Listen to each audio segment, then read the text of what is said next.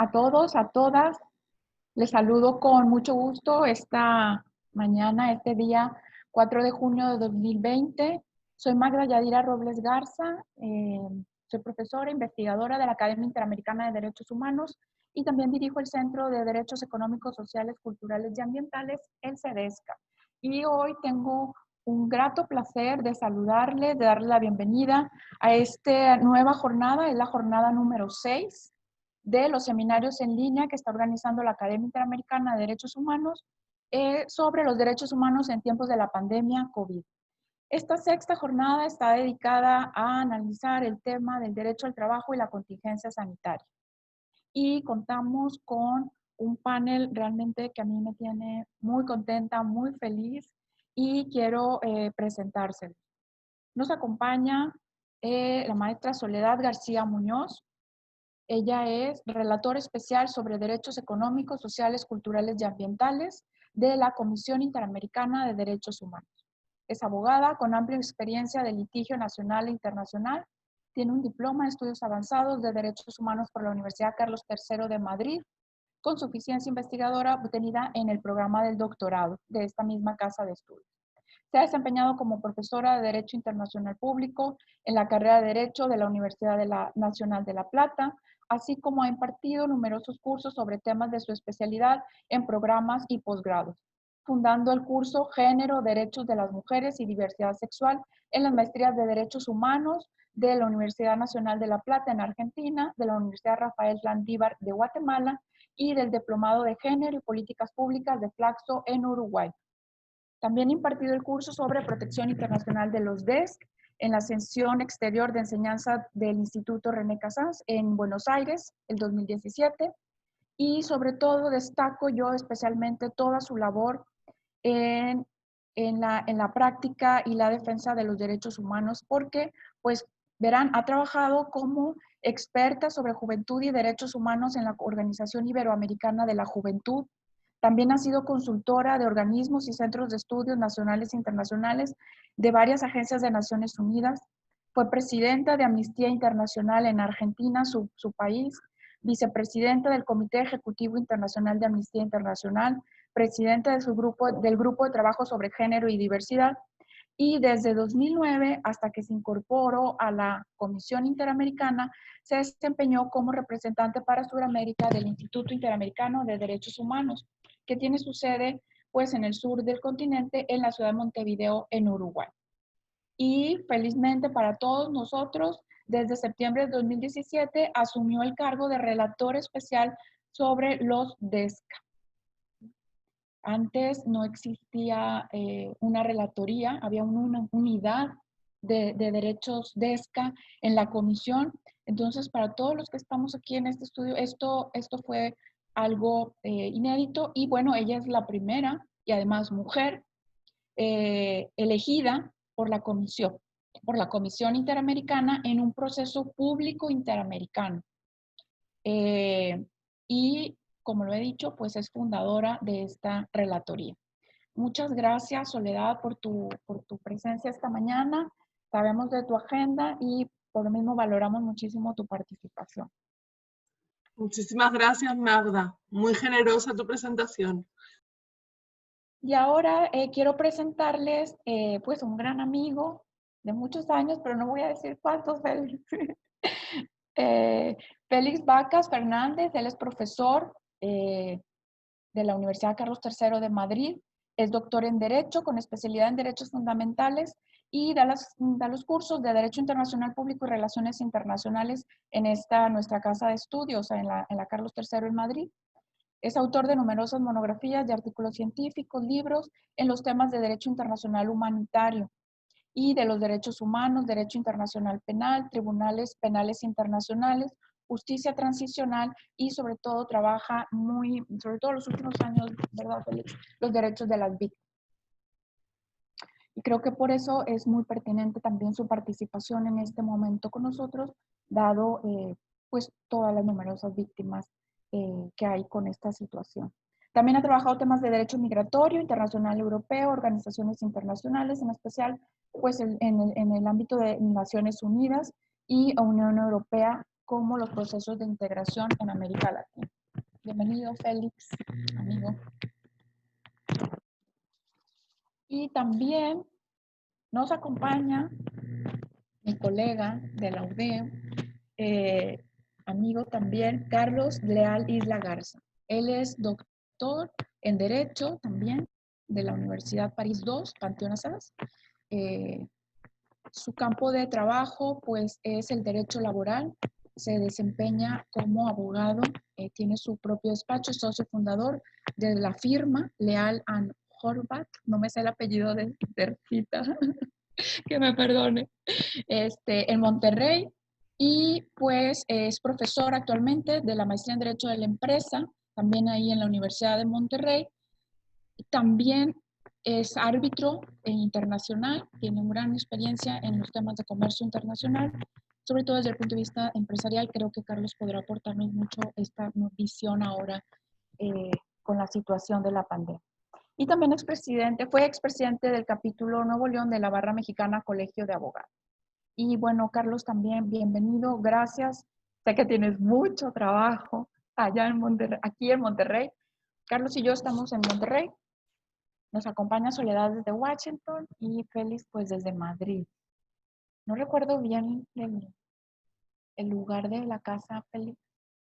Yo desde Aranjuez. Aranjuez. Vivo en Aranjuez, sí, Aranjuez. que está como a 30 kilómetros Hombre, de Madrid. Sí. ¿Cómo se me olvidó? Muy bien, pues bienvenidos todos. Vamos a dar inicio sin mayor preámbulo. Y yo solamente introduciré algunos comentarios. La idea aquí, pues, les hemos planteado dos preguntas, digamos, detonantes que quieren simplificar o quieren generalizar sobre los aspectos más relevantes que hemos visto en el tema de la laboral con esta situación de la contingencia. Entonces, yo quisiera exponer estas preguntas y pedirles a cada uno en el ámbito de su experiencia que nos hicieran las reflexiones que corresponden. La primera pregunta tiene que ver precisamente con la obligación de los estados para proteger los derechos laborales de las personas en esta contingencia sanitaria. Y sobre todo, algo que ha llamado mucho la atención es la consideración o las especiales recomendaciones que se deben de tomar, que se deben de hacer para las personas que tienen alguna situación de discapacidad o condición especial de salud. ¿Cuál es la obligación del Estado para que se protejan estos derechos?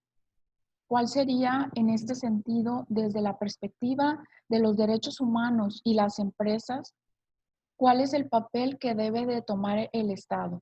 ¿Debe imponer sanciones o multas para aquellos que no están cubriendo estas obligaciones?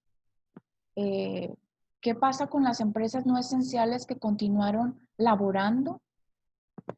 Aquí quisiera poner en contexto pues a Félix y a Soledad, en el sentido de que cuando se decretó la contingencia, pues se hizo una enumeración de empresas esenciales, es decir, que iban a continuar trabajando, y todo lo demás no se detuvo el trabajo, la actividad laboral. ¿Cuál debe de ser la posición del Estado y de las empresas en esta situación? Sería el primer escenario que quisiera plantearles y de ahí empezar la charla. Y en un segundo momento, analizar los aspectos que deben de ser incluidos o contemplados a partir de esta pandemia para la regulación y operación del trabajo en el futuro. Por ejemplo, ¿qué acciones debemos hacer? ¿Qué acciones deben de tomarse para garantizar la protección de los trabajadores en caso de un acontecimiento similar en el futuro? Y algo también que hemos estado viendo es el tema de la solución a los conflictos del trabajo. Es decir, ¿qué pasa con la justicia laboral? ¿Debe detenerse? ¿Qué mecanismos deben emplearse? ¿Qué enseñanzas nos deja esta pandemia para que la justicia laboral siga regulándose, siga operando en el futuro y no afectar los derechos involucrados, tanto de los trabajadores como de los empleados? Y bueno, yo creo que lo mejor es cederle la voz a nuestros invitados. Y adelante, relatora, la escuchamos.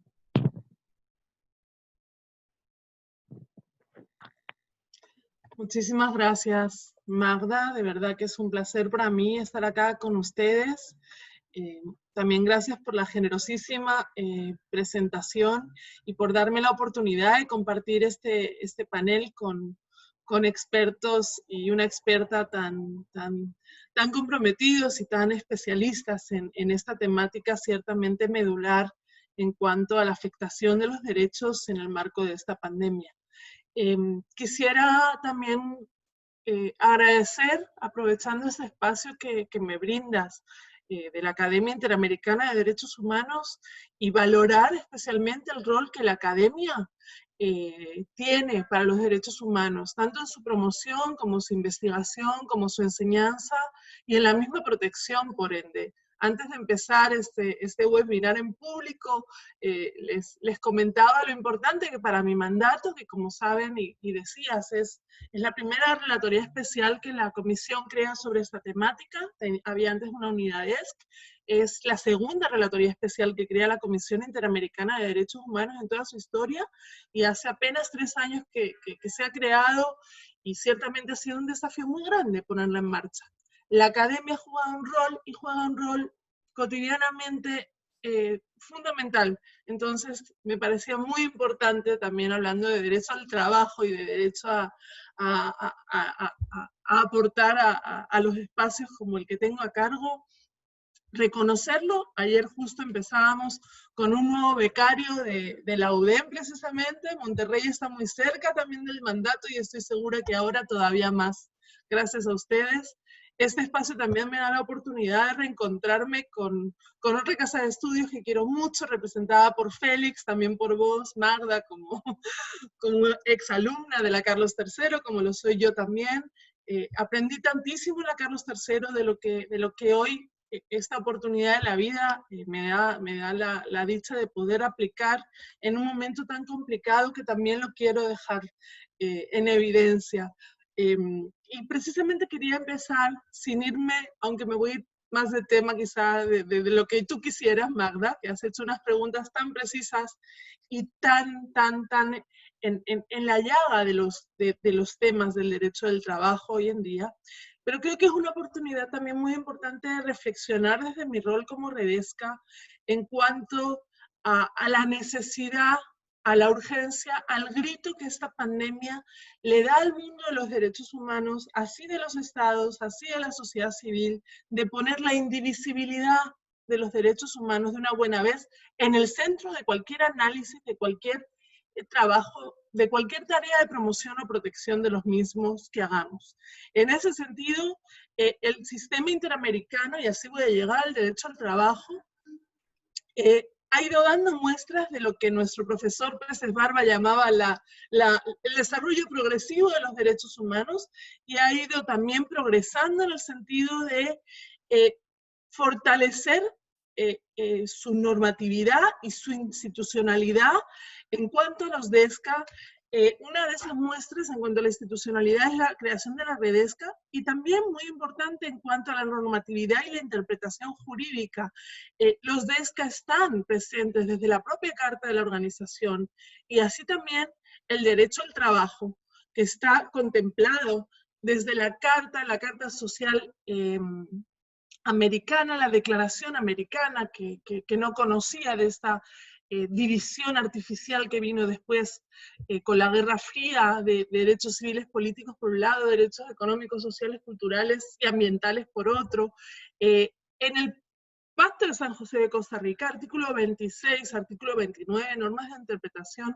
Qué importante es el artículo 26, qué importante que también hayamos entrado justo antes de esta pandemia en una especie de nueva era jurisprudencial del sistema interamericano, en el cual, con el empuje de la Corte Interamericana, en los casos, por ejemplo, Lagos del Campo, contra Perú, trabajadores cesados de Petroperú, en los cuales también un mexicano, juez de la Corte, entonces presidente, el doctor Ferrer Marrego, tuvo mucho que ver. Toda esa nueva jurisprudencia de justiciabilidad directa de los DESCA, que se ha inaugurado precisamente con casos relativos al derecho humano al trabajo, en concreto a la estabilidad laboral. En ese sentido, creo que este mensaje es importante, tratando de ser un poco optimista, al menos jurídicamente, en los tiempos tan durísimos que nos toca vivir. Y por cierto, que también me emociona mucho que esté en este panel presente 3 países tan significativos para mí, como son España, por supuesto, como es México, como es Argentina. La jurisprudencia de la Corte ha crecido, la jurisprudencia de la Comisión ha crecido, los estándares de la Comisión se han fortalecido y eso incluye el derecho al trabajo. Ese es como mi primer mensaje fuerza. Indivisibilidad, tenemos una nueva etapa de justiciabilidad directa y también una nueva etapa dentro de la Comisión, que saben que es un mandato hemisférico que abarca los 35 Estados miembros del continente, de monitoreo de la realidad con una perspectiva de indivisibilidad. Así como en su momento nos supimos poner los anteojos, las gafas, las lentes de la igualdad de género para mirar la realidad de los derechos humanos, cada vez más en la Comisión nos estamos poniendo esas lentes de la indivisibilidad. Eso se ha traducido en que, por ejemplo, al crearse la SACROI COVID-19, que la Comisión decidió instalar al poco de declararse la pandemia, hayamos puesto en el centro de nuestro trabajo el derecho a la salud y otros de este incluido también, por supuesto, el derecho al trabajo. El primer comunicado de la Comisión al respecto fue conjunto con la Redesca y puso el centro, por supuesto, en el derecho a la salud y cómo esta pandemia, siendo una crisis sanitaria, siendo una crisis económica, siendo una crisis social, afecta de una manera desproporcional a los DESCA y afecta de una manera desproporcional a las personas que viven en situación de pobreza y pobreza extrema en el continente que es tristemente el más desigual del planeta. En tal sentido, quiero aprovechar esta oportunidad para llamar la atención sobre esa resolución 1/2020, que yo diría es histórica dentro de la Comisión y que en línea con tu pregunta, Magda, que no me olvido, está precisamente tratando de dar herramientas a los 35 estados de la OEA en términos de estas problemáticas que tú nos mencionabas, ¿verdad? Por ejemplo, en el apartado, en la recomendación número 5 de esa recomendación, proteger los derechos humanos y particularmente los de las personas trabajadoras en mayor situación de riesgo por la pandemia y sus consecuencias. Es importante tomar medidas que velen por asegurar ingresos económicos y medios de subsistencia de todas las personas trabajadoras, de manera que tengan igualdad de condiciones para cumplir las medidas de contención y protección durante la pandemia, así como condiciones de acceso a la alimentación y otros derechos esenciales. Las personas que hayan de proseguir realizando sus actividades laborales deben ser protegidas de los riesgos de contagio del virus y en general se debe dar adecuada protección a los trabajos, salarios, la libertad sindical y negociación colectiva, pensiones y demás derechos sociales interrelacionados con el ámbito laboral y sindical.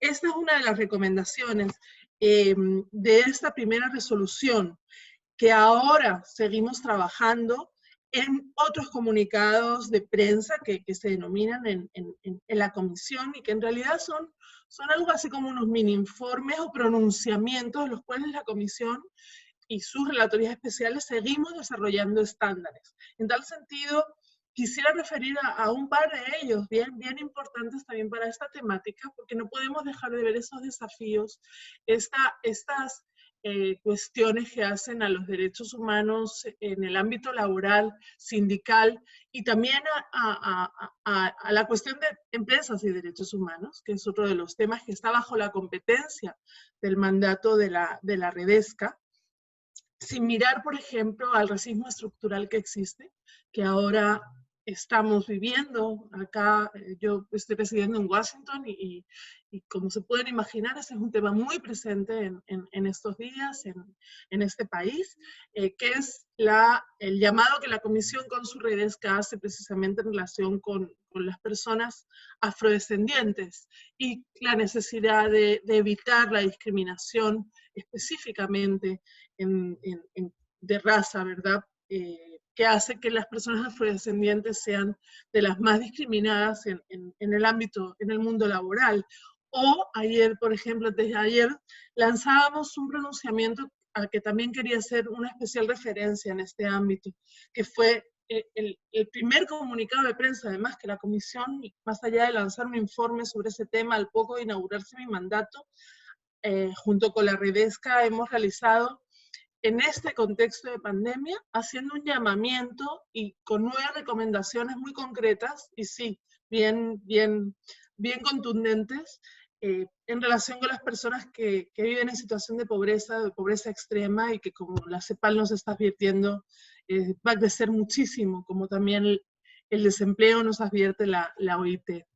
Por favor, Magda, tú me dices cuando esté llegando a mi tiempo para no pasarme a invadir el de los colegas.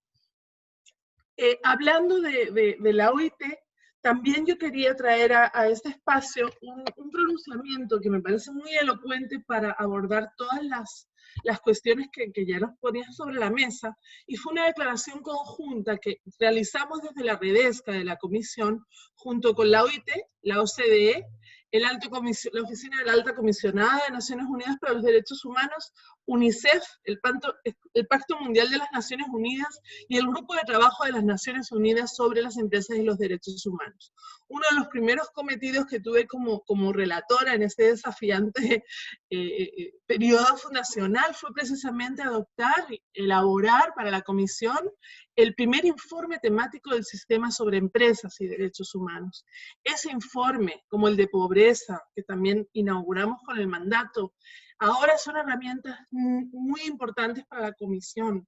En tal sentido, la resolución 1/2020 hace también referencia a los estándares de ese informe, al cual me remito porque no voy a tener tiempo de entrar en detalle, pero sería muy importante, Magda, que puedas compartir estos links con la audiencia, ¿verdad? Porque este informe, en el cual también la academia ha sido importantísima en su construcción, en los aportes que nos han dado, pone el acento en muchos de los temas que ahora la pandemia pone sobre la mesa en relación con la cuestión de empresas y derechos humanos. Este informe, para resumir, es un intento, o la visión que tuve como relatora especial al encararlo, fue la de interamericanizar la cuestión de empresas y derechos humanos. Leer ese tema que estaba tan presente en el mundo del sistema universal, a partir de los principios rectores, de RAGI, de los trabajos, valga la redundancia, el grupo de trabajo, a nuestro marco jurídico interamericano. De esta manera construimos este informe, y ahora la Comisión también, en la resolución 1/2020, lo toma.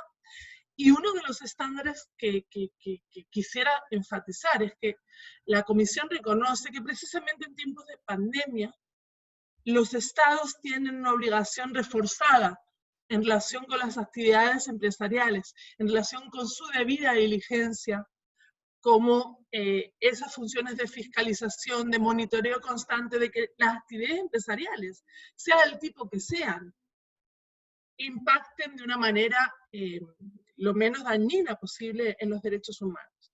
En tal sentido, me remito a ese informe, me remito a ese comunicado que da cuenta de cómo la pandemia ciertamente tiene unos efectos muy graves en el mundo del trabajo. La OIT estima, decimos en el comunicado, que en el segundo semestre de 2020 las horas de trabajo disminuirán en un 5,7%, lo que equivale a 14 millones de trabajadores de tiempo completo en la región, en comparación con la línea de referencia anterior a la crisis. cuarto trimestre de 2019. En ese sentido, yo creo que este comunicado, al cual obviamente no puedo leer ahora, porque perderíamos mucho tiempo, pero sí te agradezco si lo compartís, creo que da luces importantes y sobre todo quiero destacar el título que le pusimos, ¿verdad? Declaración conjunta, uniendo fuerzas en América Latina y el Caribe para ayudar a minimizar la crisis del coronavirus y fomentar empresas responsables y sostenibles. Eso es lo que buscamos también con nuestro informe. Hay que mudar de paradigma, de ese que nos habla de responsabilidad social empresarial, a un paradigma que hable de empresas y derechos humanos, a un paradigma que dialogue con las obligaciones que los estados y a través suyo las empresas, mientras el derecho internacional no avance en esa dirección que algunos estados y la sociedad civil está buscando, tienen de asegurar que las actividades empresariales, sean públicas o privadas, se acomoden a estándares de derechos humanos. También quisiera llamar la atención y compartir la información de que en el mandato ya hemos terminado la primera redacción de un compendio sobre derechos laborales en el sistema interamericano. Estamos en proceso de aprobación con la comisión, pero ese material ya está. También estamos avanzando en un compendio DESCA. La buena noticia de todo esto es que en poco tiempo el sistema ha avanzado mucho en mirar a los derechos DESCA como derechos humanos y no protegerlos solamente de manera indirecta a través de los derechos civiles y políticos. La mala noticia es que tenemos un panorama crítico en todo el mundo y nuestra región, como la más desigual del planeta, pues tiene unos desafíos especialmente grandes, que además ya eran desafíos que enfrentaba el mundo del trabajo, como son especialistas en derechos laborales y en esto vienen siguiendo seguramente todas las discusiones sobre el futuro del mundo del trabajo, sobre cómo la robótica, sobre cómo la inteligencia artificial también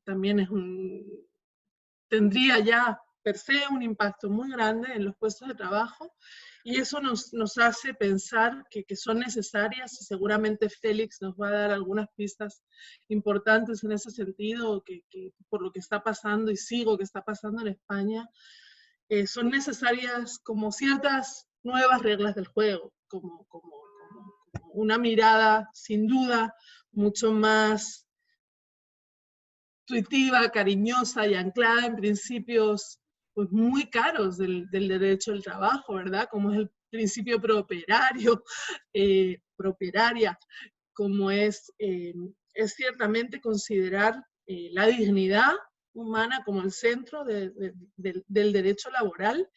Y en ese sentido, pues ayer me decía un representante de un alto tribunal de la región, si no estaríamos, si era realista, por ejemplo, lo que a veces se pide desde los órganos internacionales, y me dejó pensando mucho. Y como para ir cerrando esta primera parte, porque tengo más cosas que decir, pero quiero escuchar a mis compañeros, yo creo que sí, que ciertamente el listón de la dignidad humana está muy alto y más en tiempos de pandemia tenemos que dejarlo ahí, bien alto, y en relación con el derecho al trabajo reconocido en los instrumentos interamericanos, pues las expectativas que hay que poner en esta realidad tan dura es esa, que en una región en la que la inmensa mayoría de los trabajadores y trabajadoras lo hacen en el sector informal, haya cada vez mayores garantías para su protección en tiempos de pandemia.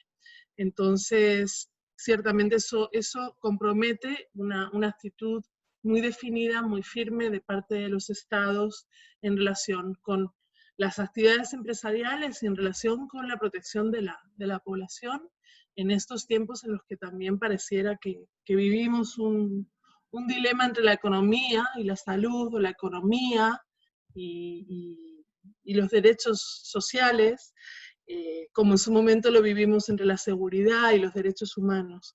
Entonces creo que espacios como este que nos das, Magda, son muy valiosos para poder reflexionar en ese sentido y poner sobre la mesa las herramientas que tenemos en el sistema interamericano, como en otros sistemas, el europeo o el universal, que también hace a la región, pues para defender más y mejor los derechos de las personas trabajadoras. Solo un dato de información, no me quieren olvidar para la próxima ronda, en el sentido de hacer avanzar la agenda de los derechos sindicales y laborales en el sistema, también desde el mandato, con la venia obviamente unánime de la Comisión, hicimos una solicitud de opinión consultiva a la Corte Interamericana de Derechos Humanos sobre los contenidos del derecho a la libertad sindical con perspectiva de género.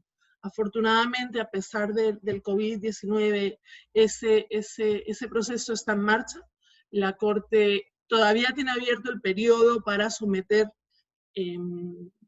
contribuciones.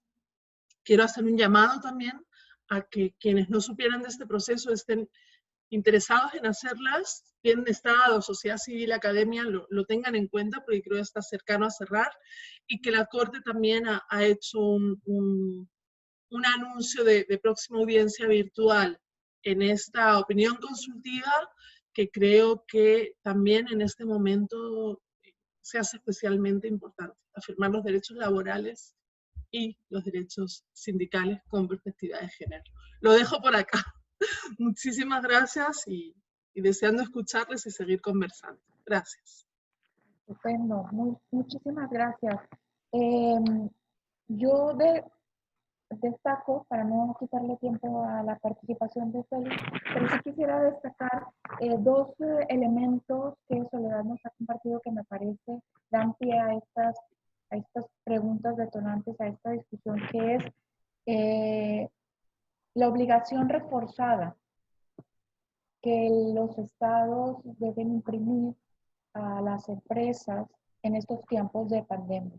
Y creo que con esto resume mucho de la situación. Y el otro punto que me parece también de la mayor relevancia es el último que tocó Soledad sobre el tema de los derechos laborales y sindicales de las mujeres. Nosotros tenemos unas observaciones puestas ahí en la Corte, Soledad. Participamos el grupo del CEDESCA enviando unas observaciones por ahí. Qué bueno lo de la noticia de las audiencias virtuales, ya estaremos también ahí participando. Muy bien, pues entonces sin mayor preámbulo, adelante Félix. Muchas gracias, Magda, espero que se me oiga bien. En primer lugar, quiero expresar mi alegría de estar aquí compartiendo mesa, compartiendo espacio con Soledad, con Carlos, con Magda, que son, bueno, Soledad y yo hemos compartido aula, ¿no? en la universidad, y con Magda desde hace tantos años, y con Carlos, pues aunque no nos conocíamos personalmente, pero mi relación con la UDEM con la Universidad de Monterrey es desde hace muchos años, y la verdad es que es muy estrecha y estoy encantado de estar con todos vosotros. Quiero agradecer a la Academia la oportunidad y también expresar mi admiración por la Academia y cómo habéis montado todo un ciclo de conferencias, de mesas redondas, bien interesante, bien amplio, bien pensado en torno a lo que está sucediendo desde esa óptica propia de la Academia Interamericana, que son los derechos humanos, ¿no? Y os quería felicitar por ello. Supongo que tendréis una audiencia alta, una audiencia elevada, y no me extraña porque es una magnífica idea. Y especialmente agradecer a la profesora Magda Robles por su invitación y por permitirme estar con todos vosotros, ¿no? Sí, a partir de esas preguntas detonantes, bien concretas, a mí me pasaba algo parecido a Soledad. Esas preguntas concretas, bien específicas, me han llevado a reflexionar en un primer momento sobre una cuestión más general. Luego descenderé, sí, a lo concreto desde la perspectiva española y del contexto europeo, de la Unión Europea, para luego terminar con una reflexión también general respecto al futuro a partir de la situación actual. Y claro, todo ello partiendo desde, a mí siempre me da cierto reparo hablar en América Latina, en este caso en México, desde un contexto completamente distinto y más en relación a un ámbito, los DESCA, los derechos económicos, sociales y culturales, desde contextos económicos, sociales y políticos tan diferentes que son los de Europa y en concreto España y la Unión Europea y los países latinoamericanos, México, etc. Por ello me gustaría comenzar por esta aproximación general, que para mí, desde mi perspectiva, es aplicable a todos, y luego ya me referiré a la cuestión específica de España.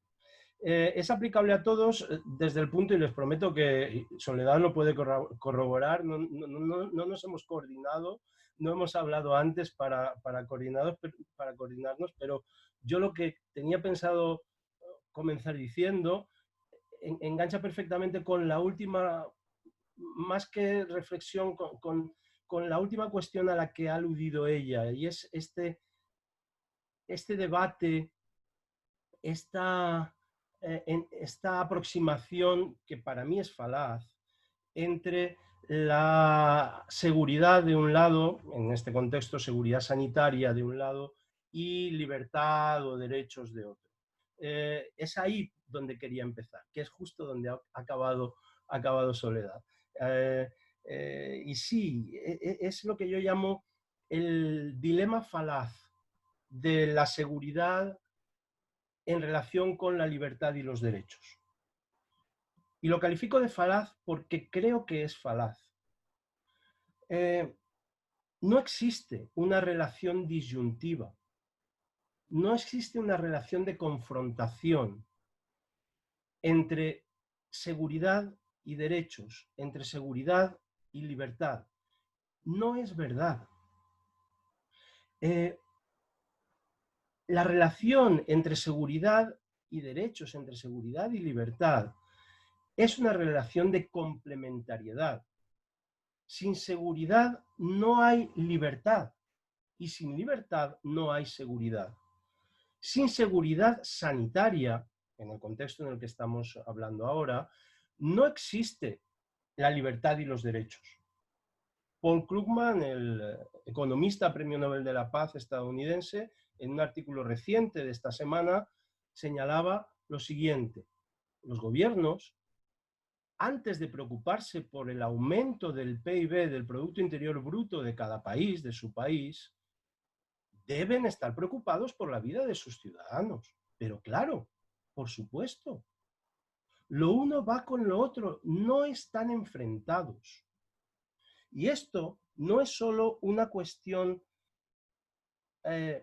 no se trata solo de una falacia lógica, sino que por debajo, a quienes de manera constante, reiterada, desde determinados gobiernos, desde determinadas posiciones políticas o ideológicas, reiteradamente, ya digo, recurren a esta confrontación o esta aproximación de confrontación entre seguridad y libertad, lo hacen porque subyace una posición ideológica fuerte ahí.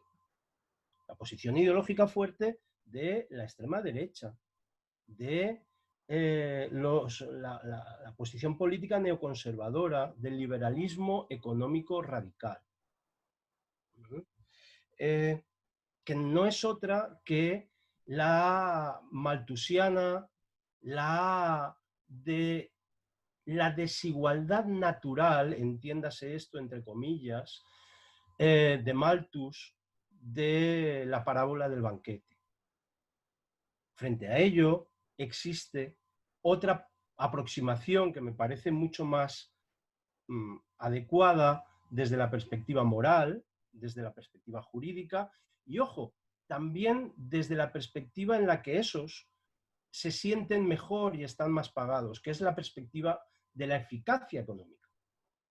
Desde las tres, la moral, la jurídica de los derechos humanos, pero también desde la eficacia, desde la lógica eficaz de la economía, la complementariedad entre seguridad y derechos es la aproximación más adecuada, más lógica. Y junto a esto, y claro, ya estamos en el terreno de la desigualdad, como decía antes, un par de reflexiones más apegadas al COVID-19. La primera, ¿es falso que esta enfermedad, la COVID-19, afecte de manera igual a todos? En absoluto afecta de manera igual a todos. Son los más pobres, los más vulnerables, los más afectados. Miremos lo que está pasando en Estados Unidos. El 70% de los fallecidos son negros y latinos. Y lo son no por casualidad, no porque tengan unos genes más débiles, por favor. Lo son porque se encuentran en una situación socioeconómica de vulnerabilidad mucho mayor. Por tanto, no es verdad que esta enfermedad afecte a todos por igual. Claro que no. Y luego una reflexión rápida en torno a lo que yo llamo la paradoja de la prevención. La paradoja de la prevención. Y es que, claro, las medidas fuertes adoptadas por muchos gobiernos en el sentido de adoptar estados de excepción que vienen a limitar derechos tan básicos como el derecho de libertad de ambulatoria o, como en alguna de las preguntas planteadas por Magda, pues se indica de prohibir incluso con multas determinadas actividades económicas que podrían afectar derechos, no son sino medidas de prevención para tratar de hacer, como en palabras de Krugman, aquello que es el primer deber de un Estado, que es salvar la vida de sus ciudadanos. Pero claro, si esas medidas de prevención funcionan,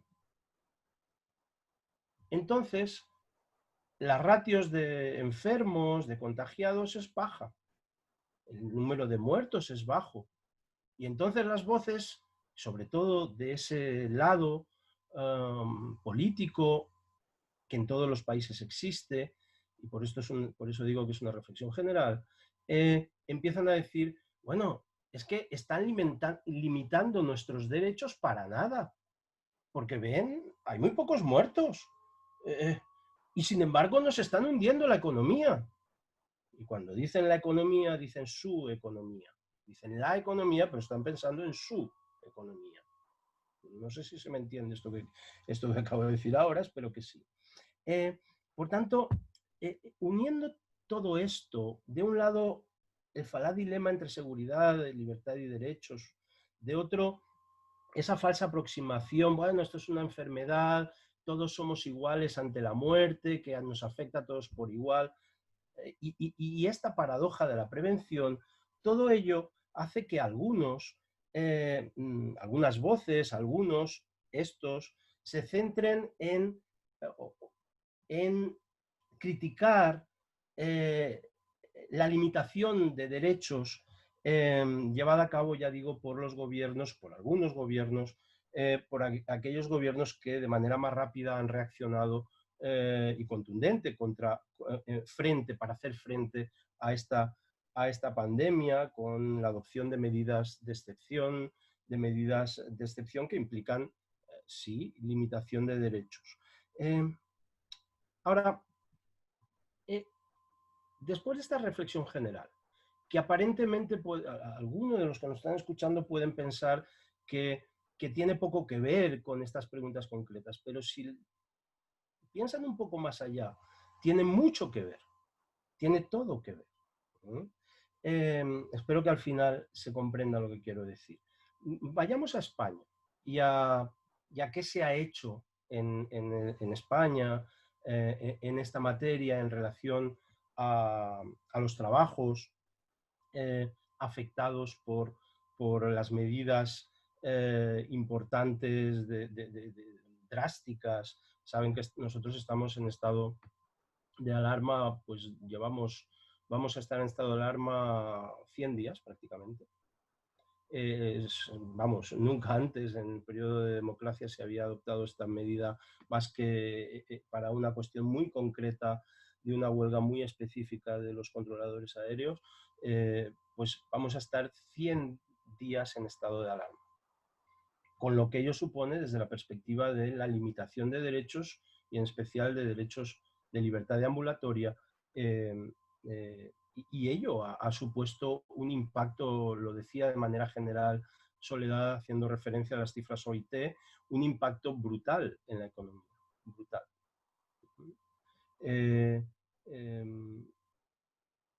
¿Qué se ha hecho? Bueno, lo que se ha hecho es lo siguiente, y aquí es donde yo, claro, esto lo explico desde la perspectiva española, que es el contexto europeo. Ahora entenderán por qué soy cauteloso aquí. Lo que se ha hecho esencialmente es llevar a cabo por parte del gobierno un sistema que llamamos de ERTES, son las siglas ERTE, que significan Expediente de Regulación Temporal de Empleo. Esas siglas, ERTE, significa Expediente de Regulación Temporal de Empleo. Estos ERTES lo que significan es lo siguiente. Los trabajadores, todos los trabajadores afectados, se acogen a estos expedientes de regulación temporal de empleo que tramitan los empresarios. A partir de ese momento, la empresa deja de pagar a los trabajadores. No es ella la que les paga y es el Estado el que pasa a pagarles su salario. Les paga su salario por no trabajar durante el tiempo que dure el ERTE. Por tanto, repito, en cuanto el ERTE se activa, y lo activa la solicitud, la realiza el empresario, en relación a todos sus trabajadores,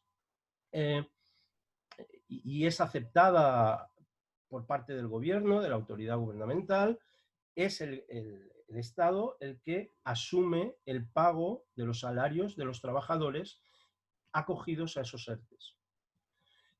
A cambio, el Estado le exige a las empresas que durante 6 meses, con posterioridad a la vuelta a la normalidad, no van a poder despedir a ninguno de esos trabajadores acogidos a ERTE.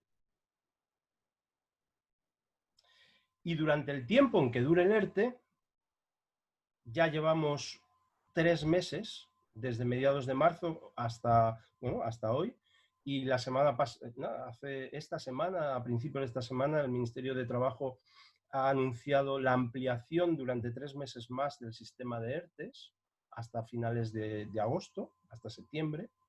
Es el Estado el que paga el salario de todos los trabajadores acogidos a estos expedientes de regulación temporal de empleo.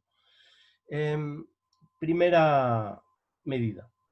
Segunda medida, como no sé si les ha llegado el eco, probablemente a Soledad sí, el gobierno aprobó el viernes pasado, y es algo que por lo que estamos muy, muy felices, al menos muchos de nosotros, y por lo que nos sentimos de las pocas cosas en los últimos tiempos en el que uno se puede sentir orgulloso de ser español. El gobierno el viernes pasado en Consejo de Ministros aprobó el denominado ingreso mínimo vital. Eso hace de España un país más justo, un país mejor. Alrededor de, según los cálculos actuales del gobierno, alrededor de cerca de 1 millón de personas en pobreza o cercano o superando la pobreza extrema se van a poder acoger a este ingreso mínimo vital. que va a suponer un gasto, un coste para el Estado de superior a 3.000 millones de euros anuales, todos los años. Pero esto hace de España un país mejor, un país más justo. En la línea de lo que otros países europeos llevan haciendo desde hace años. Claro, os preguntaréis, pero claro, todo esto cuesta mucho dinero. El que sea el Estado el que pague a millones de trabajadores mensualmente su salario, el que se pague este ingreso mínimo vital a tantas familias, casi 1 millón de personas, ¿de dónde saca España el dinero? Bueno, pues ahí es donde entra la Unión Europea, claro. Por eso mi precaución al empezar a hablar de esto. Voy acabando. La Comisión Europea ha aprobado pero para que se entienda esto, porque es que si no, Magda no se va a entender, ha aprobado un programa de 750.000 millones de euros, de los cuales 150.000 millones de euros, las cifras se dicen rápido, pero piénsenlas despacito, de las cuales 150.000 millones de euros van destinados a España. De esos 150.000 millones de euros, la mitad, es decir, 75.000 millones de euros, son a fondo perdido. España no los tiene que devolver. No forman parte de la deuda, nada.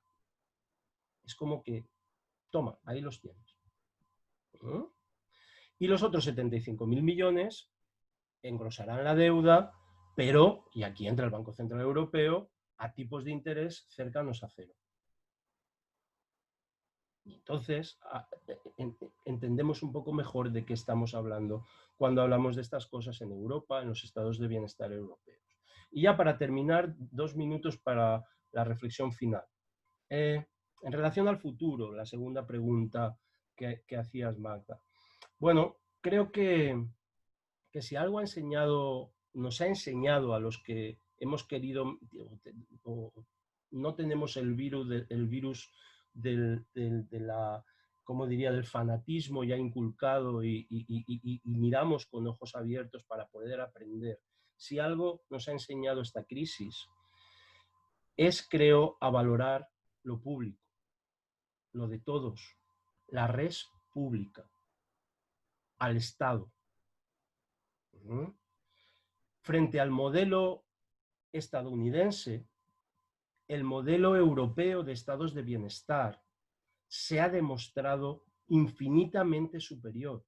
Repito, tanto desde la perspectiva moral, como desde la perspectiva jurídica, derechos humanos, como desde la perspectiva misma de la eficacia económica. Una sanidad pública, universal, gratuita y de calidad. Una educación pública, universal, gratuita y de calidad, etcétera, etcétera, deberían ser las lecciones que en todo el mundo se extrajeran de esta crisis. Pero, Magda, oyentes, yo no tengo ninguna esperanza, ninguna, de que esto sea así, de que se vaya a aprender algo. Es más, si se va a aprender algo, cara al futuro, va a ser a peor o negativo, no tanto en positivo. En relación con los derechos, como siempre, y una vez que pase el COVID, seguiremos luchando, porque los derechos humanos se construyen con lucha, antes y después del COVID. De tal manera que la lucha continúa y continuará después del COVID por los derechos humanos. Y como nos enseñó Antonio Gramsci, desde el pesimismo de la razón, sí, pero con el optimismo de la voluntad tendremos que seguir luchando por los derechos humanos. Muchas gracias. Muy bien. Muchas gracias, Félix, por las reflexiones. Cedo ya a la de ya el micrófono a Carlos. Adelante, Carlos. Muchas gracias, Magda. Qué gusto compartir este panel con todos ustedes y con el público que nos está acompañando. Yo voy a abordar de manera continua también las dos preguntas que nos formulabas al inicio, a manera de reflexión detonadora, pues, ahora sería aquí desde la perspectiva ya más aterrizado al caso de México. Ya nuestros compañeros expositores hablaron primero a nivel global internacional y luego a nivel europeo español. Y ahora, para cerrar la perspectiva, y creo que estuvo muy bien organizado el planteamiento, perdón, ahora nos tocaría hablar desde la perspectiva de México. Entonces, voy a abordar sucesivamente los dos temas, que en síntesis yo los entendería como, en una primera parte, lo que se ha hecho en México, y en una segunda parte, lo que debería hacerse, viéndolo en perspectiva. Entonces, lo que se ha hecho. Aquí, pues básicamente, podríamos decir que ha habido una reacción del gobierno en dos grandes segmentos, que voy a tratar de responder implícitamente a las dos preguntas. Por un lado, en el aspecto laboral, y por otro, en el aspecto de salud, que creo que son los que aglutinan el tema en su totalidad. Obviamente, en 15 minutos trataré de decir lo más relevante al respecto. Tal vez para atacar, creo que ha habido mucho cuestionamiento en torno a lo que algún autor publicó recientemente, un desaseo constitucional, en el sentido de que la autoridad, sobre todo la Autoridad Federal de Salud, ha emitido algunas órdenes y en particular acuerdos que han en algunos casos ido más allá de lo que la propia Constitución Federal les faculta. Y pues bueno, eso ha sido cuestionable jurídicamente. No me voy a meter al tema de su análisis, pero sí creo que es una premisa relevante para considerar. Independientemente de que, bueno, el tema de eficacia de lo que se ha hecho en torno a prevenir la propagación y a controlar la pandemia, etcétera, pues también ha sido cuestionado. Parecería que hubo un inicio tardío de la atención y sobre todo de la reacción, encabezada pues desde el más alto nivel federal al inicio de que se daban signos de esta pandemia. Y pues bueno, ese desfasamiento podría estar provocando algunas consecuencias, tal vez que pudieron haber sido evitables. En fin, es un tema discutible y no entraré en él. Voy a ser un poquito más concreto en la parte jurídica y técnica, pero eso a manera de introducción. Ahora, en cuanto a la parte laboral, una de las preguntas que nos formulabas, Magda, es cómo proteger los derechos de los trabajadores. Y concretamente aquí, vinculándolo con el título de nuestro tema, que es el derecho al trabajo. Aquí podríamos partir de la premisa pues de lo que la propia Convención Interamericana de Derechos Humanos prevé. Sabemos que la versión original de la Convención no habla estrictamente del derecho al trabajo, sí habla en un artículo 6 de la prohibición de la esclavitud, servidumbre y trabajo forzoso. Entonces, ese es de alguna forma un fundamento. Sin embargo, adicionalmente, en 1999 se implementa el Protocolo de San Salvador, y ahí sí, ya de manera más concreta, se establece el derecho al trabajo. Y lo redacta de esta forma: toda persona tiene derecho al trabajo, el cual incluye la oportunidad de obtener medios para llevar una vida digna y decorosa a través del desempeño de una actividad lícita, libremente escogida o aceptada. Entonces, bueno, el marco de derecho internacional que tenemos, que es aplicable en México, prevé especialmente esta regulación de derecho al trabajo. Por lo tanto, la autoridad federal tiene obligación de aplicarlo en términos de la jerarquía normativa que establece nuestra Constitución. Y obviamente, además, si quisiéramos encontrar un fundamento constitucional ya mexicano, pues también el artículo 5º constitucional prevé la libertad al trabajo, el derecho a dedicarse a la profesión o oficio que cualquier persona considere, siempre y cuando sea lícito. Entonces, pues bueno, el derecho al trabajo está debidamente regulado en el marco jurídico mexicano. Pero además, tal vez y como complemento, yo agregaría el derecho del trabajo. Es decir, ya una vez que nos encontramos en el ámbito del trabajo, ya como un derecho plenamente ejercido y accedido, entonces, ¿cómo está regulado ya internamente? Y pues bueno, aquí en México tenemos el artículo 123 constitucional, convenios de la OIT en materia de negociación colectiva, sindicalización, etcétera. Y de ahí pues se desprenden una serie de principios que en concordancia con el derecho al trabajo pues lo plantean de una manera concreta. Uno de ellos, y ya lo comentaban mis compañeros antecesores, es el de la estabilidad en el empleo, que está debidamente previsto en la Constitución y que supone que pues, una persona al ser contratada tiene derecho a prever que haya continuidad en su trabajo. Y obviamente existen excepciones a esto. El derecho al salario, y pues bueno, dentro de este salario, cuando menos el salario mínimo, que el salario mínimo debe ser suficiente, debe ser remunerador, y bueno, es otro tema de discusión, pero está previsto el derecho a la seguridad social, a la atención médica. Entonces, hay un marco de referencia y creo que es una buena premisa. Ahora, ¿qué es lo que ha pasado ya en el terreno de lo concreto en aplicación? Y aquí subdividiría lo que se ha hecho en cuanto a personas con alguna discapacidad y en general con el resto de los trabajadores. Primero, en cuanto a los que tienen alguna discapacidad, desde el primer acuerdo que emitió la Secretaría de Salud Federal, el 24 de marzo de este año, obviamente, se determinó, se activó lo que se denominó una jornada de sana distancia y ahí se incluyeron algunas medidas, en particular la suspensión de todas las actividades que se consideran no esenciales.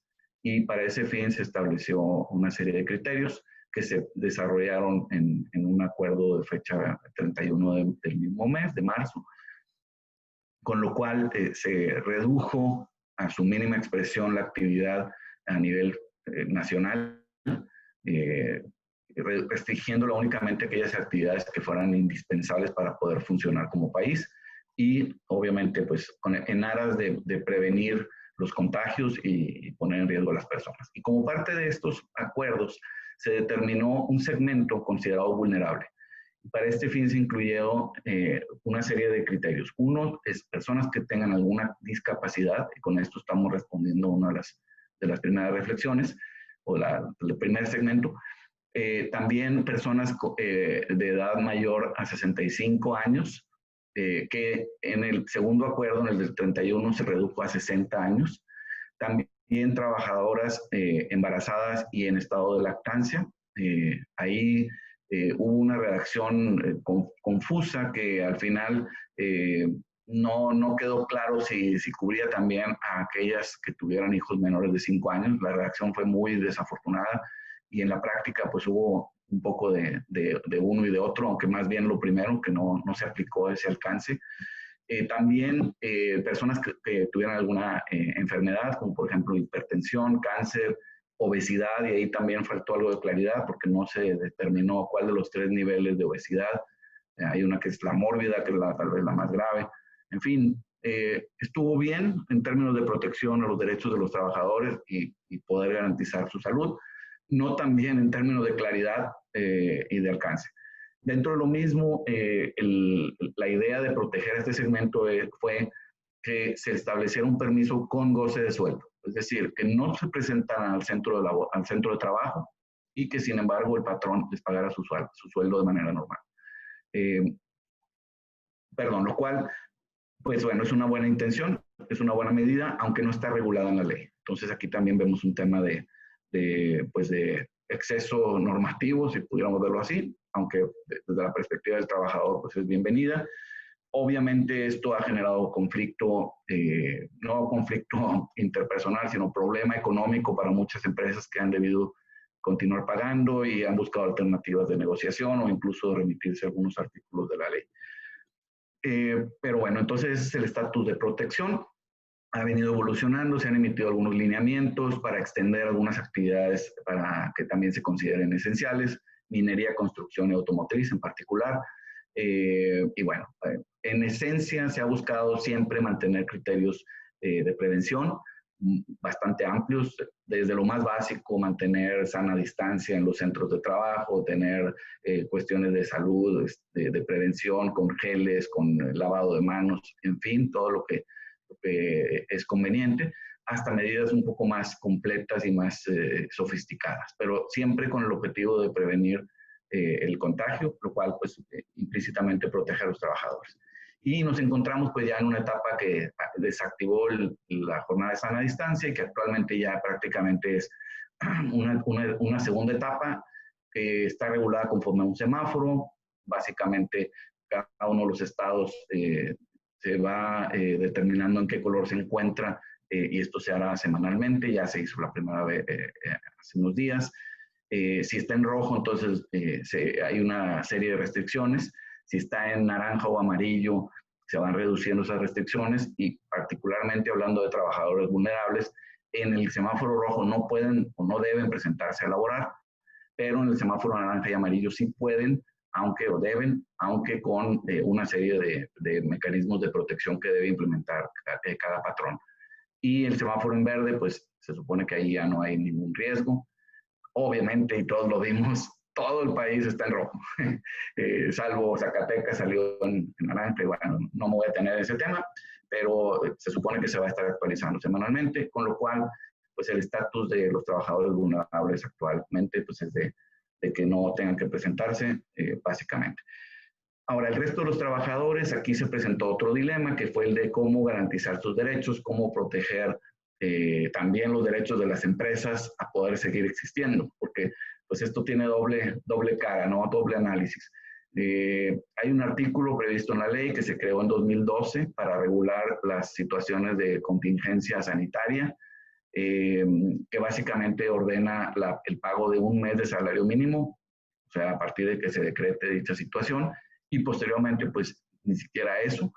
Es un mecanismo drástico, sin embargo, está previsto en la ley, se reguló en 2012, hay diario de debates de los legisladores en donde analizaron y acordaron que eso era el mecanismo adecuado. Sin embargo, la autoridad federal, pues, como se dice, le sacó la vuelta, no lo aplicó, en su lugar aplicó o se remitió a otro artículo también de la Ley Federal del Trabajo, o más bien el mismo artículo en otra fracción, la fracción primera, que habla de fuerza mayor. Y pues bueno, con esto de alguna manera, en lugar de asumir la decisión dura, pero prevista en la ley, simplemente pues se la transfirió al sector de las empresas. Y pues bueno, al final es entendible, no se busca que los trabajadores se queden sin comida. Desde luego, yo creo que a nadie le parecería razonable esto. Al final ha prevalecido en muchos casos la razón y pues las partes han logrado acuerdos, que pues fue de alguna manera lo que buscó la autoridad. Lamentablemente, al no haber implementado esa medida que está en la ley, insisto, pues hubo muchísimos centros de trabajo que pues tuvieron que cerrar y probablemente ya no van a abrir posteriormente. Entonces, pues bueno, ahí hay todo un tema en cuanto a las medidas que se pueden implementar, pero en esencia pues está regulado, es una negociación. Si es un paro o una suspensión colectiva, la ley prevé la posibilidad de que se documente y que una vez que termine el periodo de fuerza mayor y sobre todo una vez que los tribunales de trabajo regresen a la normalidad, habrán de estudiar el caso y decidir si se aprueba o no se aprueba dicho acuerdo. Pero por lo pronto es como muchas empresas están subsistiendo y funcionando e insisto, pues es un equilibrio. El segundo aspecto de salud, muy brevemente, no es mi especialidad de todas formas, pero es la justificación de las sanciones ante el incumplimiento. Yo pienso que es pertinente. En ese sentido, la Ley General de Salud, tanto a nivel federal como a nivel estatal, hablando de Nuevo León, pero supongo que cada estado tiene la suya, tiene la facultad de ordenar una serie de medidas y dentro de ellas pues, puede estar la de ordenar clausuras, ya sean parciales o incluso totales, si es que se observa alguna situación de riesgo. Y en ese sentido, pues bueno, si algún patrón, alguna empresa se dedicó a operar, no obstante que no formaba parte del segmento considerado esencial, o bien que no tomó las medidas preventivas adecuadas, ordenadas por la propia autoridad, pues yo pienso que no hay mucho margen de maniobra para poder justificar la inacción de esa empresa y por lo tanto pues la autoridad debería poder sancionar. Aquí ha habido un poco de debate en cuanto a los regímenes o los niveles de competencia, porque en algunos casos ha actuado la autoridad federal y en otros la autoridad estatal e incluso en algunos otros la autoridad municipal, lo cual ha generado dispersión normativa y también en la aplicación de medidas y eso pues ha generado nuevamente tal vez un poco de desaseo y de imprevisibilidad para las empresas.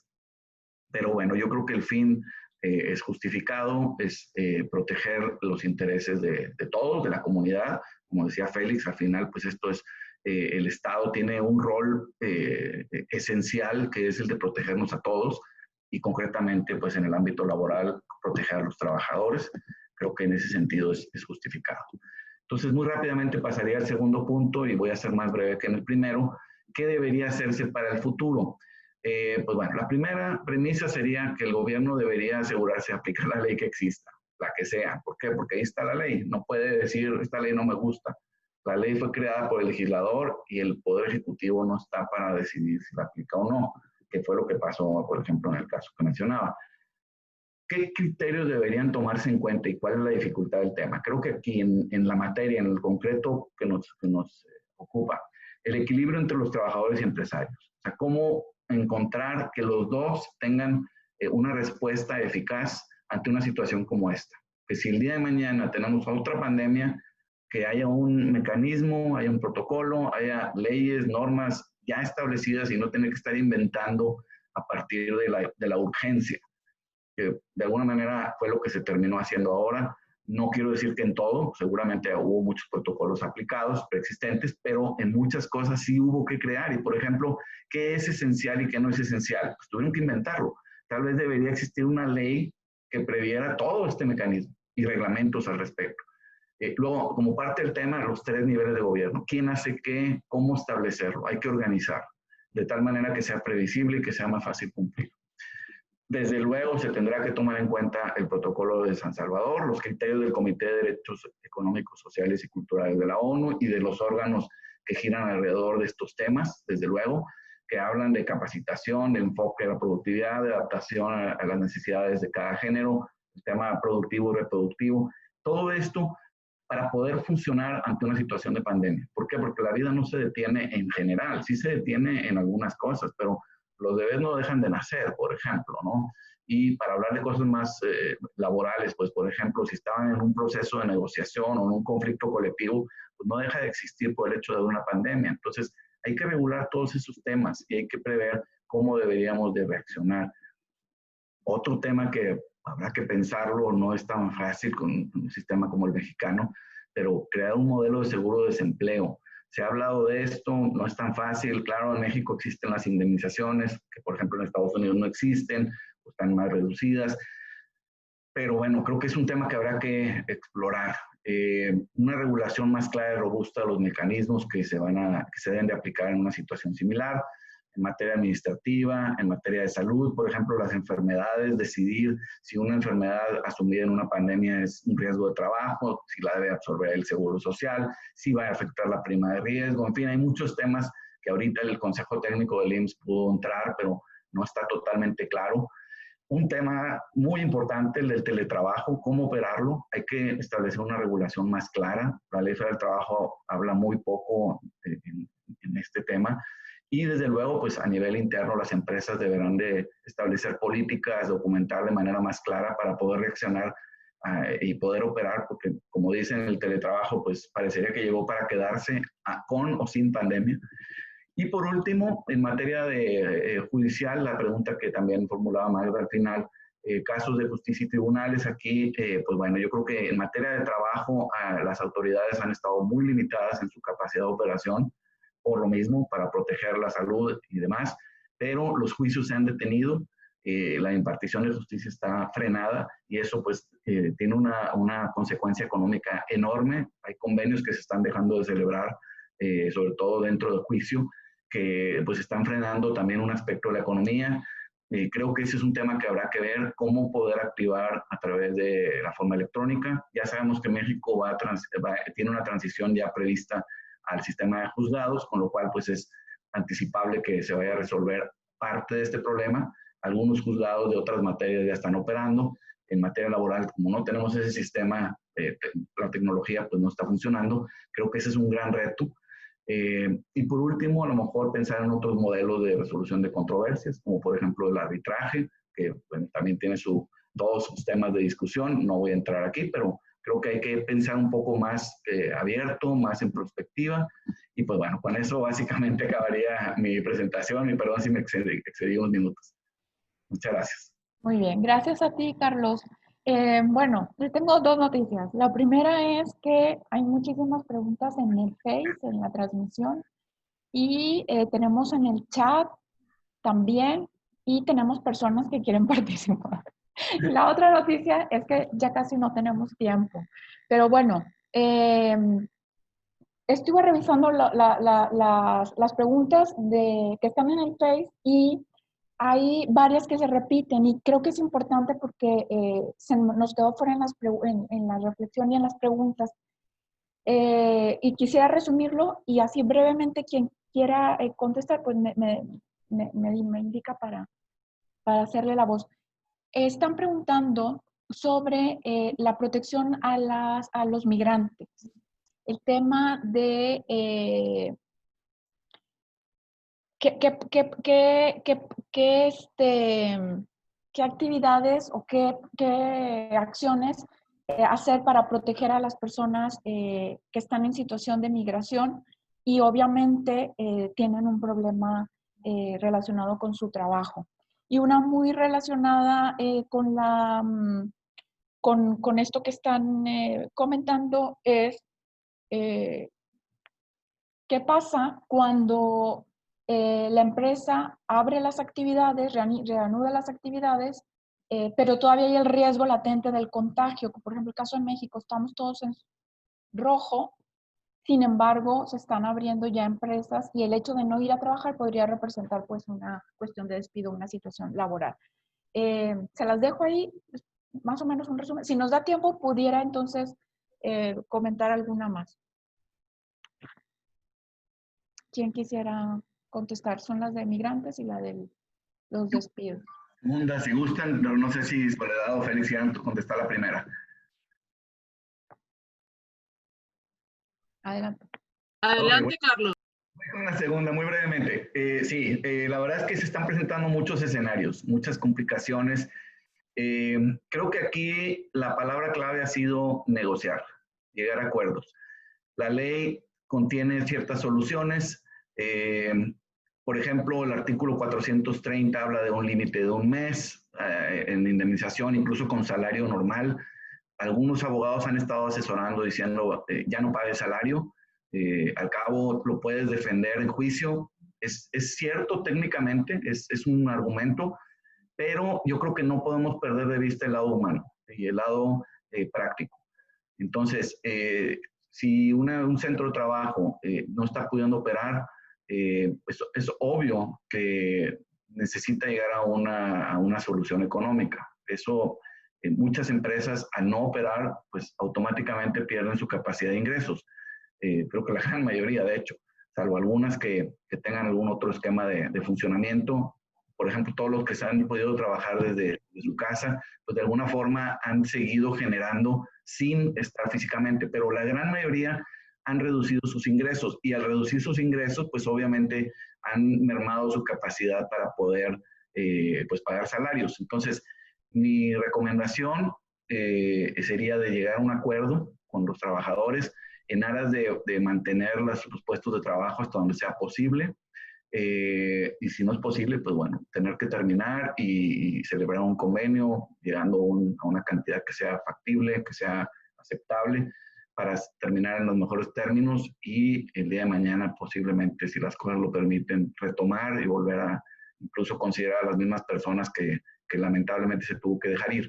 Eso es por un lado. Y por el otro lado, pues los riesgos de contagio y demás, sí, o sea, los lineamientos que se han establecido prevén no nada más los requisitos para las 3 nuevas actividades que se incluyeron como esenciales, que mencionaba minería, automotriz y construcción, sino que también se establecieron como recomendaciones para todas las actividades. Y viene una serie toda una lista de medidas, como las que mencionaba, de aplicar sanitización, distancia, horarios escalonados, en fin. Les recomiendo buscarlo, están en línea, es muy fácil encontrar a través de internet, son los lineamientos para el trabajo. Y pues bueno, hay que observarlos para evitar o reducir la posibilidad de que haya un riesgo. Y efectivamente, si llega a generarse alguna situación de contagio en un centro de trabajo, pues lamentablemente la autoridad podría ordenar una clausura. Entonces, pues hay que reducir la posibilidad siguiendo los lineamientos. Bien. ¿Alguien más? Soledad. Sí, creo que tanto Félix como yo vamos a tener algo que decir porque el tema que se ha puesto sobre la mesa es muy importante para el mundo. Y en realidad, no solamente para la región, lo que conocemos como movilidad humana, que se ve obviamente críticamente afectado en tiempos de pandemias. Hemos visto cómo muchos países han cerrado sus fronteras, como muchas personas se han quedado varadas también en las fronteras. Y en ese sentido yo quería compartir que, como hice por escrito también a una de las preguntas que se hacían, que desde la Comisión estamos siguiendo con muchísima atención y preocupación diariamente la situación de las y los migrantes en toda la región. Puedo poner, por ejemplo, el caso de las y los migrantes venezolanos. Son casi 5 millones de personas que ya habrían salido de Venezuela, y muchas de ellas están en situaciones críticas en distintos países de la región y del mundo, como también venimos siguiendo antes de la pandemia toda la situación de la movilidad humana en Centroamérica y México. Esto de hecho es centro de un proyecto específico que tenemos en el mandato con apoyo de la cooperación noruega, por lo cual tanto la relatoría de personas migrantes de la Comisión como esta Redesca estamos bien pendientes de estas situaciones, y ahí puse el email del mandato para que nos puedan hacer llegar toda la información que consideren relevante. Es casi cotidiano que la Comisión se está pronunciando sobre este tema, por ejemplo, mediante redes sociales. Recibimos también solicitudes de medidas cautelares y también por el sistema de casos y monitoreo. Entonces yo quería ya realmente pues también poner el acento en la importancia del trabajo de las personas migrantes y lo rica que es la jurisprudencia de nuestro sistema en esa materia.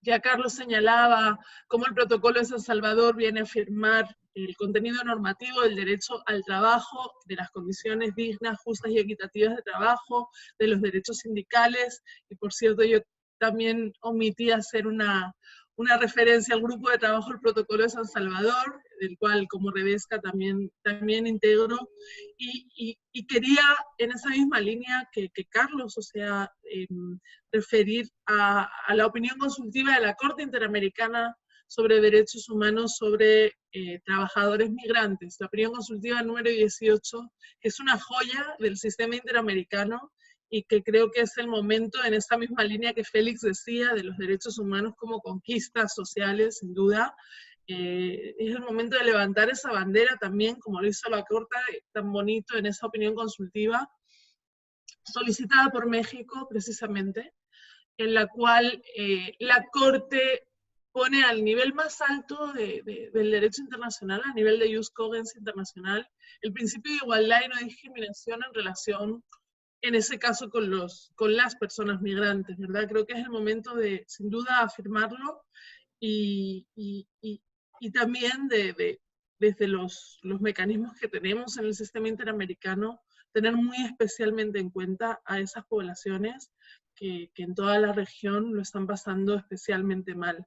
Si me permiten una reflexión adicional, estaba justo revisando el comunicado sobre pobreza y derechos humanos, que también considero es parte de la historia del sistema interamericano, porque ha sido la primera vez que la Comisión, junto con su Redesca, se refiere a la pobreza con tanta profundidad y unas recomendaciones, se diría, jugadas o ciertamente de carácter progresivo en términos de derechos humanos, alineadas también con esta buena noticia que Félix nos compartía desde España, de haberse adoptado allá el ingreso mínimo vital. Sabemos que esto tiene otros visos de realidad que está en nuestra región, por la desigual distribución de la riqueza. Sin embargo, tenemos esa bandera también en la Comisión Interamericana, y una de las recomendaciones de este comunicado de prensa va en ese sentido, y justamente es un comunicado que abarca la cuestión de la pobreza, analizándola desde los diferentes DESCA, entre ellos el derecho al trabajo. Y creo que vale la pena compartir también cómo en ese párrafo decimos que ante este escenario el cumplimiento efectivo de las obligaciones de respeto y garantía de los estados sobre el derecho al trabajo, incluyendo sus condiciones justas y equitativas como sobre los derechos a la alimentación adecuada y seguridad social, están indivisiblemente ligados, adquieren enorme relevancia y requieren de la adopción de medidas estatales de protección urgentes, tales como la entrega directa de montos económicos, la provisión de alimentos a poblaciones focalizadas, la protección del trabajo y los salarios, sobre todo de quienes se encuentran en mayor vulnerabilidad, el aseguramiento de la participación de los sindicatos y agrupación de personas que trabajan en las estrategias de contención, la implementación de seguros accesibles de desempleo sin discriminación, etc. Esto, por supuesto, también con esos visos de realidad que Carlos, como buen abogado en activo y ejerciente en un país latinoamericano, nos pone sobre la mesa, tenemos que tener en cuenta, ¿verdad? Y en ese sentido creo que hace falta ver el mundo empresarial en su heterogeneidad. Cuando hablamos de empresas, hablamos de muchos tipos de empresas, no hablamos solo de transnacionales o de grandes empresas, hablamos de personas emprendedoras también, que la están pasando muy mal como empresarias, y que también tienen que ser sujetas de especial cuidado por parte de los estados, y valoración, porque las empresas son un motor de nuestras economías, un motor de nuestras sociedades. Y finalmente, voy a tenerme que retirar, Magda, porque es que tengo otro compromiso. En poco menos de una hora, la Comisión Interamericana, aprovecho a contarnos, está lanzando el informe de país sobre Cuba, que también tiene sus visos de histórico, porque hace mucho tiempo que la Comisión no lanzaba un informe sobre el país, y por eso me voy a tener que retirar, quizá de manera intempestiva, pero sí quería también poner sobre la mesa desde la perspectiva de género y feminista y los avances de la propia Comisión, un derecho humano que este escenario también nos pone sobre la mesa.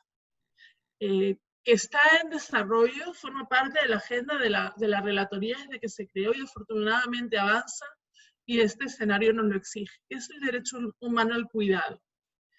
El derecho humano al cuidado que pone también sobre la mesa el inmenso aporte que las mujeres en especial hemos hecho a lo largo de la historia en eso que se conoce como la economía reproductiva, que no ha sido valorado, que no ha sido visibilizado, por supuesto en los presupuestos y en los PBIs o los PIBs, y que tiene que ser reivindicadísimo en este momento. En tal sentido, este comunicado también hace referencia a que se requiere avanzar en el reconocimiento y protección del derecho humano al cuidado, implementando sistemas que aseguren a las personas que carecen de recursos económicos la debida asistencia y protección frente a la vejez, la discapacidad o la enfermedad, al tiempo que consideran los derechos y el valor de las personas cuidadoras, en su mayoría mujeres.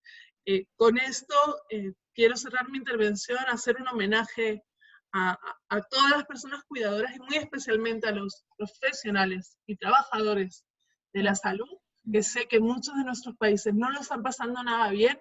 En España creo que es a las 9 de la noche, ¿verdad? Que se les aplaude todos los días.